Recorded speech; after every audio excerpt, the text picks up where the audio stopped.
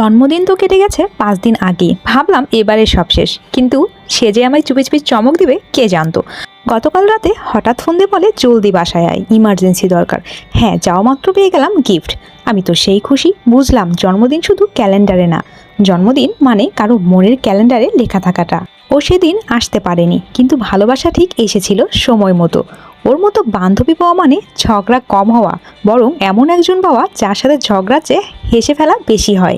আমার জীবনে তোর থাকাটা একরকম সৌভাগ্য, একরকম শান্তি। ধন্যবাদ তোকে, না শুধু সারপ্রাইজের জন্য না, আমায় এতটা গুরুত্ব দিয়ে ভালোবাসার জন্য। আর বাচ্চাদের কথা কি বলবো, দিন দিন তো আমি এখন তাদের বান্ধবী বেশি হয়ে গিয়েছি। তারা তো কণিকা ছাড়া কথাই বলে না। আসলে সব কিছুই ভাগ্য। ওরা আমাকে অনেক ভালোবাসে আর আমিও তাদেরকে অনেক ভালোবাসি। আল্লাহ তাদেরকে অনেক বড় করুক, এটাই দোয়া।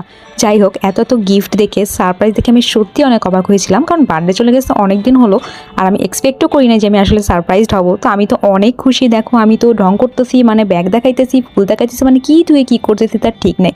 সব কিছুর জন্য আলহামদুলিল্লাহ। আসলে জীবনে যাই হয়ে যাক না কেন, আমি সবসময় বন্ধু ভাগ্য দিয়ে অনেক আগিয়ে।